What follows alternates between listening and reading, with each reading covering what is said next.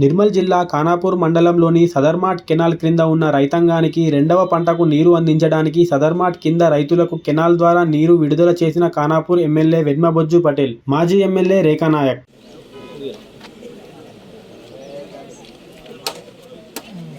రైతులు ఎవరు కూడా ఇబ్బంది పడాల్సిన అవసరం లేదు. మరి కొన్ని రోజులు వాటర్ ఇవ్వడం, కొన్ని రోజులు బంద్ చేయడం అనేది ఏముండదు. యథావిధిగా కంటిన్యూగా వాటర్ అనేది కొనసాగుతుంది. కాబట్టి రైతు సోదరులందరూ కోరుకునేది ఒకటే, మీ యొక్క పంటలు బాగా పండాలని ఆ దేవుని నేను కోరుకుంటున్నా. మరి మీ అందరు కూడా ఏవైతే వాటిని కూడా వృధా పోకుండా మీరు కూడా కాపాడాల్సిన బాధ్యత మీ అందరిపైన ఉంది. ఎందుకంటే నేను నిన్న కూడా రివ్యూ మీటింగ్ జరిగినప్పుడు నిన్న కూడా సదర్మాట్ కెనాల్ గురించి నేను మాట్లాడడం అనేది జరిగింది. తప్పకుండా గతంలో మాటిచ్చా, ఇప్పుడు కూడా చెప్తున్నా. సదర్మాట్ కెనాల్ 7 కిలోమీటర్ల వరకు నిర్మాణం అంతవరకు కూడా నేను తప్పకుండా దాన్ని పూర్తి చేసే బాధ్యత నేను తీసుకుంటున్నా. కాబట్టి రైతులందరూ కూడా, ఈ ప్రాంత వాసులందరికీ మరి సదర్మాట్ కెనాలే పెద్ద దిక్కు.